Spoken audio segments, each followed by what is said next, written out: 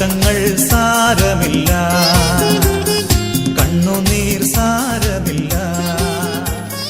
നിത്യ തേജസ്സിൻ ദൈവത്തിന് സ്തോത്രം. കർത്താവിന്റെ പരിശുദ്ധ നാമം വാഴ്ത്തപ്പെടുമാറാകട്ടെ. ഒരിക്കൽ കൂടെ ഏവർക്കും ക്രിസ്തുവേശുവിൽ സ്നേഹവന്ദനത്തെ അറിയിക്കുന്നു. 1 പത്രോസിന്റെ ലേഖനം അതിന്റെ 5-ാം അധ്യായത്തിന്റെ അതിന്റെ 10-ാമത്തെ വാക്യത്തിൽ ഇപ്രകാരം നമുക്ക് കാണുവാനായിട്ട് സാധിക്കും. അവിടെ പറയുന്നത് 1 പത്രോസ് 5-ന്റെ 10-ാം വാക്യം, എന്നാൽ അല്പകാലത്തേക്ക് കഷ്ടം സഹിക്കുന്ന നിങ്ങളെ ക്രിസ്തുവിൽ തന്റെ നിത്യ തേജസ്സിനായി വിളിച്ചിരിക്കുന്ന സർവകൃപാലുവായ ദൈവം തന്നെ യഥാസ്ഥാനപ്പെടുത്തി ഉറപ്പിച്ച് ശക്തീകരിക്കും. ഇവിടെ പത്രോസ് വളരെ കഷ്ടതയിൽ കൂടി കടന്നു പോകുന്ന ജനത്തെ, അഥവാ അവർ വിശ്വാസത്തിൽ നിലനിൽക്കേണ്ടുന്ന കാര്യത്തെക്കുറിച്ച് ഉണർത്തിക്കുന്നതാണ് കാണുവാൻ കഴിയുന്നത്. കാരണം അലറുന്ന സിംഹം എന്ന പോലെ ചുറ്റിത്തിരിയുന്ന ശത്രുവിന്റെ മുമ്പിൽ നിർമ്മതരായിരിക്കാൻ, വിശ്വാസത്തിൽ നിലനിൽക്കുവാൻ ഒക്കെ താൻ അവിടെ ബുദ്ധി ഉപദേശിക്കുന്നുണ്ട്. ഒരിക്കൽ ഇംഗ്ലണ്ടിൽ ഒരു റോഡ് പണി നടക്കുമ്പോൾ ഇപ്രകാരം ഒരു ബോർഡ് എഴുതി വെച്ചു, take deviation, remember this is A temporary inconvenience for the permanent convenience.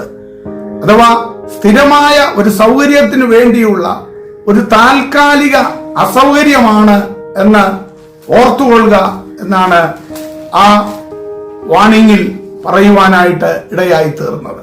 അതേ പ്രിയമുള്ളവരെ, നമ്മൾ ആരും ഈ ലോകത്തിൽ സ്ഥിരവാസികളായി വന്നവരല്ല. ഇന്നല്ലെങ്കിൽ നാളെ ഇവിടെ നിന്ന് നാം മറഞ്ഞേ മതിയാകത്തുള്ളൂ. എത്ര പിടിച്ചു നിൽക്കാൻ ശ്രമിച്ചാലും ആർക്കും ഇവിടെ പിടിച്ചു നിൽക്കുവാനായിട്ട് സാധ്യമല്ല. എത്രയോ ഉന്നതന്മാർ, ചക്രവർത്തിമാർ, ആ രാജാക്കന്മാരെല്ലാം ഈ ലോകം വിട്ട് കടന്നുപോയി കഴിഞ്ഞിരിക്കുന്നു. അതെ, എന്നാൽ ഒരു നിത്യമായ ഭവനം നമുക്കുണ്ട് എന്ന് മനസ്സിലാക്കിക്കൊണ്ട് ഈ ലോകത്തിലെ കഷ്ടതകൾ സാരമില്ല എന്ന് എണ്ണിക്കൊണ്ട് മുൻപോട്ട് പോകുന്ന ഒരു ഭക്തന് മാത്രമേ ആ നിത്യത കൈവശമാക്കുവാനായിട്ട് കഴിയുള്ളൂ. നമ്മുടെ വാഴ്ത്തപ്പെട്ടവനായ കർത്താവ് സ്വർഗീയമായ മഹിമകളെല്ലാം വെടിഞ്ഞ് ഈ താണലോകത്തിലേക്ക് ഇറങ്ങി വരുവാനായിട്ട് ഇടയായി തീർന്നു. അതെ, ഉത്തമഗീതം 2-ാം അധ്യായത്തിൽ തന്നെ കുറിച്ച് പാടുമ്പോൾ ഇപ്രകാരമാണ്, ഞാൻ ശാരോനിലെ പനിനീർ പുഷ്പവും താഴ്വരകളിലെ താമരപ്പൂവുമാകുന്നു. മുള്ളുകളുടെ ഇടയിൽ താമര പോലെ കന്യകമാരുടെ ഇടയിൽ എന്റെ പ്രിയ ഇരിക്കുന്നു.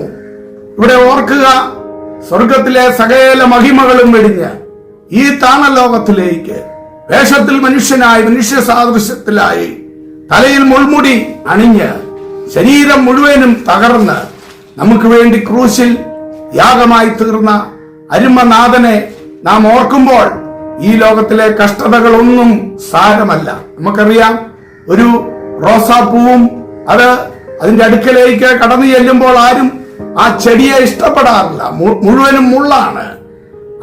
എന്നാൽ അതിൽ ആ റോസാപ്പൂ വിടർന്നു കഴിയുമ്പോൾ അത് നൽകുന്നതാകുന്ന ഭംഗിയും അതിന്റെ സുഗന്ധവും മറ്റൊന്നാണല്ലോ.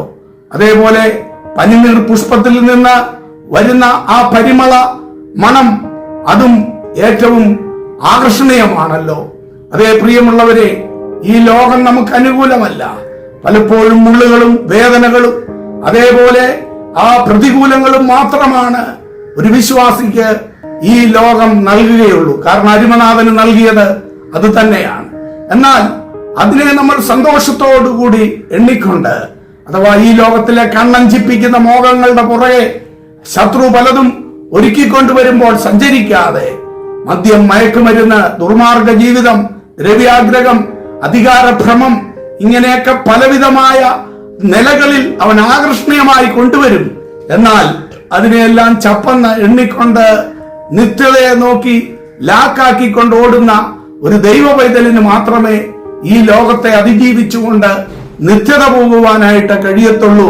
അത് സാധിക്കണമെങ്കിൽ നമുക്ക് വേണ്ടി സകല കഷ്ടതയും സന്തോഷത്തോടുകൂടി സഹിച്ച പ്രാണപ്രിയന്റെ തിരുമുഖത്തേക്ക് നോക്കിക്കൊണ്ട് ഓടുന്നുവെങ്കിൽ മാത്രമേ നമുക്ക് ആ നിത്യത കൈവശമാക്കുവാനായിട്ട് കഴിയുകയുള്ളൂ.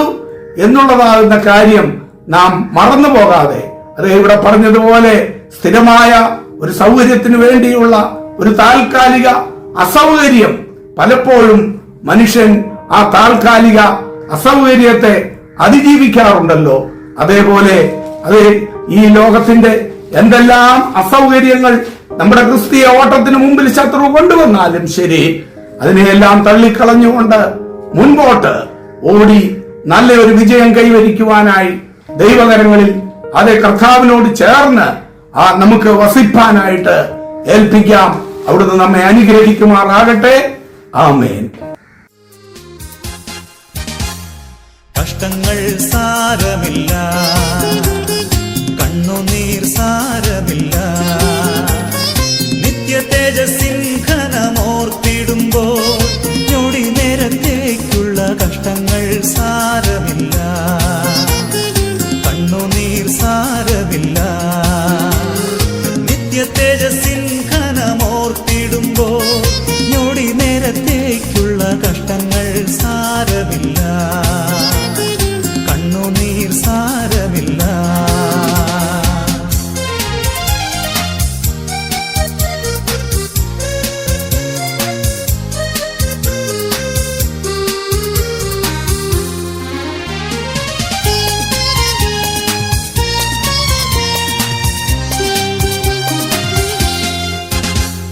പ്രിയന്റെ വരവിൻ ധ്വനി മുഴങ്ങും, പ്രാക്കളെ പോലെ നാം പറന്നുയരും, പ്രാണന്റെ പ്രിയനാം മണവാളനിൽ പ്രാപിക്കും സ്വർഗീയ മണിയറയിൽ.